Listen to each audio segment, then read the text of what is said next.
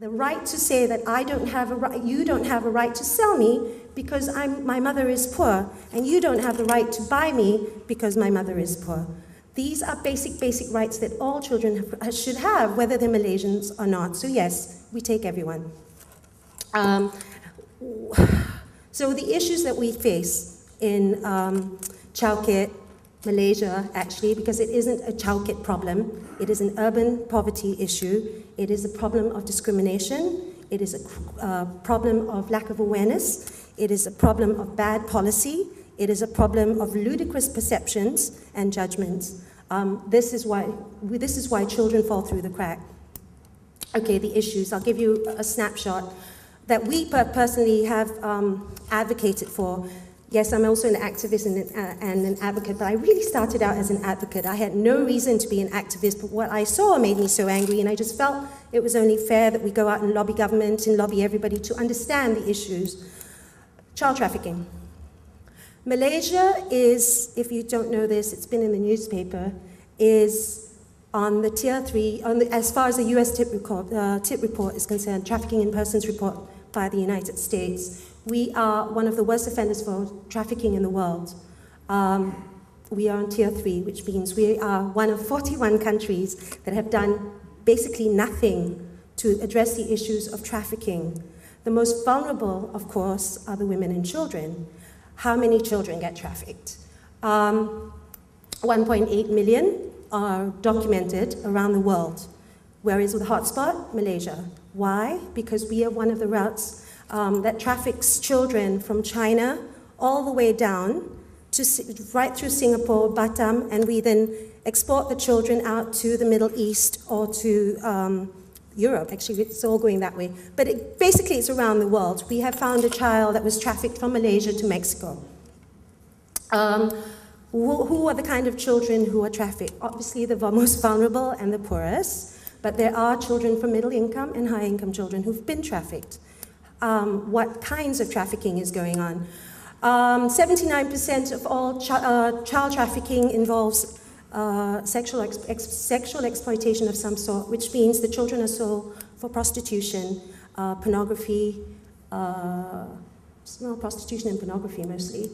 That's 79%. 21% are sold for other reasons, trafficked for other reasons. Child labor, body parts, drug mules, child soldiers. We have everything in this country except child soldiers. What we've seen on the ground in Chowkit is most of the children and babies, and illegal adoption, which is actually the biggest form of trafficking in this country. People buy and sell children, babies, because the childless couples go around, and because the laws are so strict in terms of adoption, people buy babies. They fake documents, they give false information to NRD, National Registration Department, and they buy babies. We have had, within the first 9 months of setting up Nur Salam, we had 18 cases of child trafficking. And the price range, this is what shocks everybody, is from 20 ringgit all the way up to Singapore $25,000. And it goes by age, when it goes by sex, and it goes by how fair you are. So baby Chinese boys are the most expensive, and they're sold by the kilo. We had a baby that was 2.8 kilos, who was sold for $10,000 per kilo, so it was $28,000. Where did this trafficking take place, the exchange take place? At our private hospitals, not at your government hospitals. We are monitoring right now, we work with D11 police, which is your department, your police section who works against violence against children on 3 trafficking cases right now, and one of them involves Interpol, because it involves a trafficker who's from the Philippines who's been trafficking babies in Singapore and Malaysia. So that's one of our ongoing cases. So that's one of the issues. The other issue that we work on and we advocate for are stateless children. No, stateless children are not just from Sabah. Stateless children are basically children who have no means of producing documents of whether they are or are not Malaysians. In our case, we had 72 cases of stateless children, and at the end of the day, all but 2 were proven to be Malaysian children, so they're not foreigners. And what happens to stateless children, I forgot. Trafficked children whom we help recover because we do rescuing, are also considered stateless because their papers are faked or you have no documents. So when we get the children and we get the babies, most of them are under 2.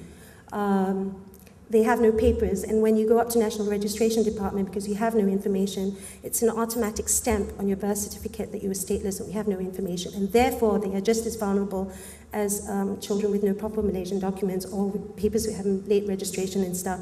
So what happens with stateless children is that you are denied access to free and equal and primary school education. Forget secondary schools. You have no access to health. You have no identity. You have no passport, you're not allowed to work in this country, you're basically invisible.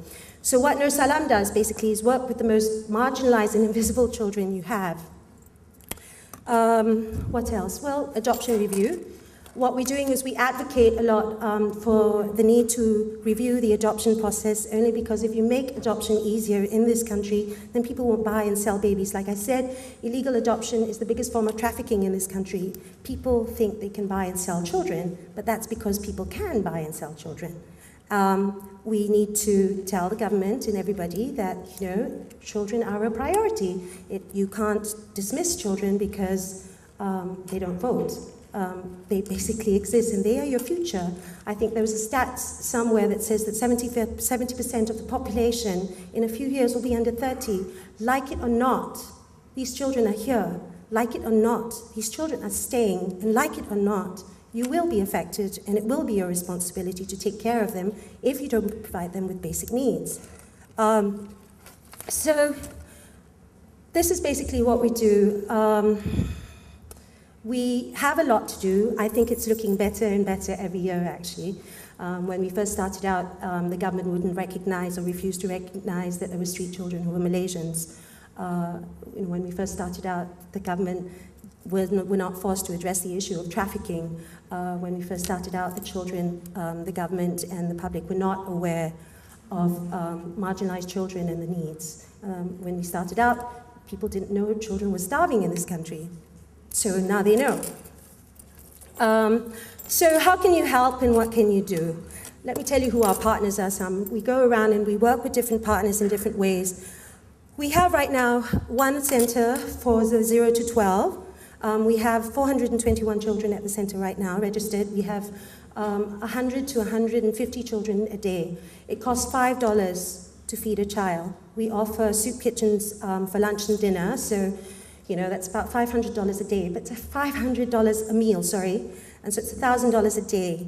So just to feed the children, it can cost us up to $30,000. But luckily, we work with a whole bunch of restaurants who come in and give food different days. So, we have really good food. We have Bodega, we have Kakosa, we have Eden, we have Dome, we have this. But we're still short of companies who can help us with the food, because that is really our biggest expense. So we work with these different agencies. Then we have a youth center that actually is opening today. It's actually open house right now. It's on Tunku Abdul Rahman. And that is for the 13 to 21-year-olds. Although by definition children are under the age of 18, we have realized that children who come out of government institutions, orphanages and stuff at 18 are literally thrown out on the streets and given very little skills to be able to function and participate as part of this society. So what we've done is we've put in programs and stuff to track the development and to persist children from government institutions and orphanages to come to the center so that at least we can give them and train them and give them something, options, until they're 21. And then they can go out. So the youth center is very different from the under 12. We're trying to move away from a welfare-based system to a needs-based system to hopefully a rights-based system where you ask the child what they want and you just don't tell the child what they need. So that's what we're trying to do. So at the youth center, which we already have, and like I said, we opened today, we already have 110 children who are already lined up. And so we're expecting another 200. Honestly, by the end of March, I will have about 1,000 children. So anyway, so the youth center, well, how does it work? We actually have a lot of partners. ExxonMobil is our partner, Sime Darby is our partner, and obviously the Ministry of Women is our partner.